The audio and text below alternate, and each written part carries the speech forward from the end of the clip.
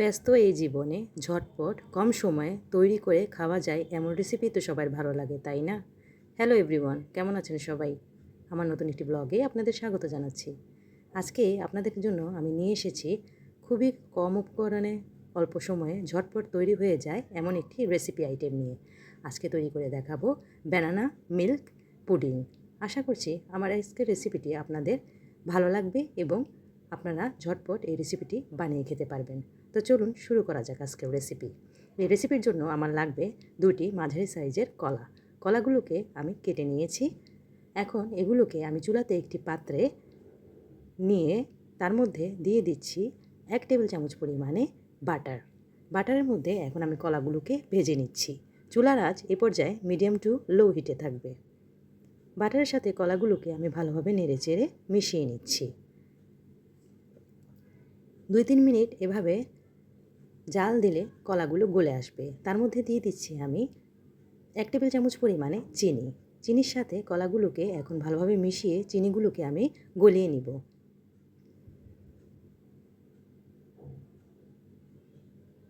এতে করে কলাগুলো গলে আসবে। চিনি এবং কলা যখন একটু গলে আসবে এ পর্যায়ে আমি এগুলোকে চুলা থেকে নামিয়ে নিব। দেখতেই পাচ্ছেন কলাগুলো প্রায় গলে এসেছে। চিনিও পানি ছেড়ে দিয়েছে।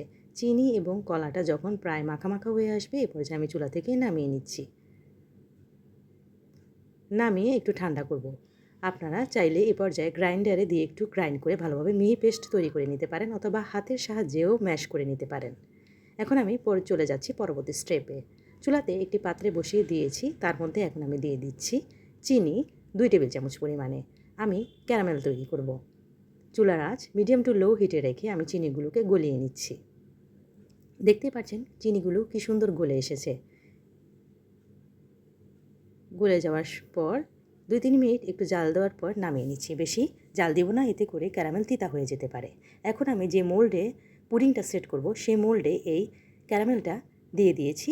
ক্যারামেলটা বসে গিয়েছে। এখন আমি পুডিং তৈরি করব। এজন্য চুলাতে একটি পাত্রে আমি দিয়ে দিলাম 2.5 কাপ পরিমাণে লিকুইড দুধ। তার মধ্যে দিয়ে দিচ্ছি গুঁড়া দুধ 1 টেবিল চামচ পরিমাণে। দিয়ে দিচ্ছি চিনি 2 টেবিল চামচ পরিমাণে।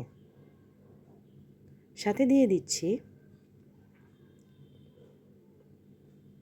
ম্যাশ করে রাখা আগে থেকে কলার পেস্টটি। এগুলোকেও এখন আমি দুধের সাথে ভালোভাবে নেড়েচেড়ে মিশিয়ে নিব। আমি এখনও চুলা জাল দেইনি, চুলা বন্ধ আছে। এ পর্যায়ে সবগুলো উপকরণ ভালোভাবে মিশিয়ে নিচ্ছি।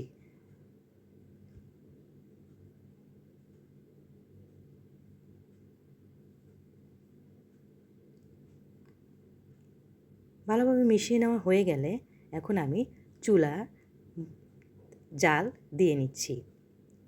চুলার আঁচ মিডিয়ামে রেখে এগুলোকে আমি জাল দিয়ে নিব প্রায় 4-5 মিনিট।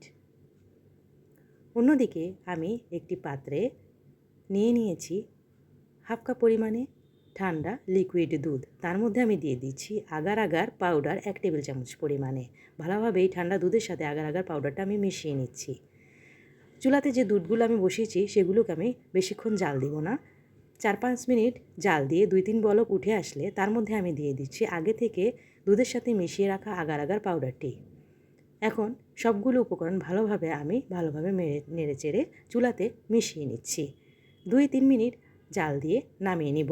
যখন 1-2 বলক চলে আসবে দুধের মধ্যে আগার আগার পাউডার দেওয়ার পর তখন চুলা থেকে নামিয়ে নিচ্ছি।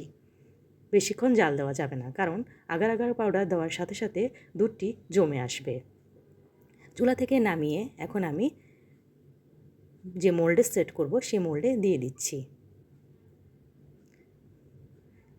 আমি ক্যারামেল তৈরি করা মোল্ডে ঢেলে দিয়েছি। আপনারা যদি ক্যারামেলের সাথে খেতে না চান তাহলে এমনিতে যে কোনো পাত্রে বসিয়ে দিতে পারবেন। এই পুডিংটি সহজে সেট হয়ে যাবে কোনো ধরনের ঝামেলা ছাড়াই। দেখতে পাচ্ছেন আমি দুটি পদ্ধতিতেই আপনাদের করে দেখিয়েছি। এখন উপর থেকে আমি ডেকোরেশন করে দিচ্ছি কাঠবাদাম এবং কিছু নারকেল কোড়া দিয়ে। আপনারা আপনাদের পছন্দ অনুযায়ী যে কোনো রকমে ডেকোরেশন করে নিতে পারেন।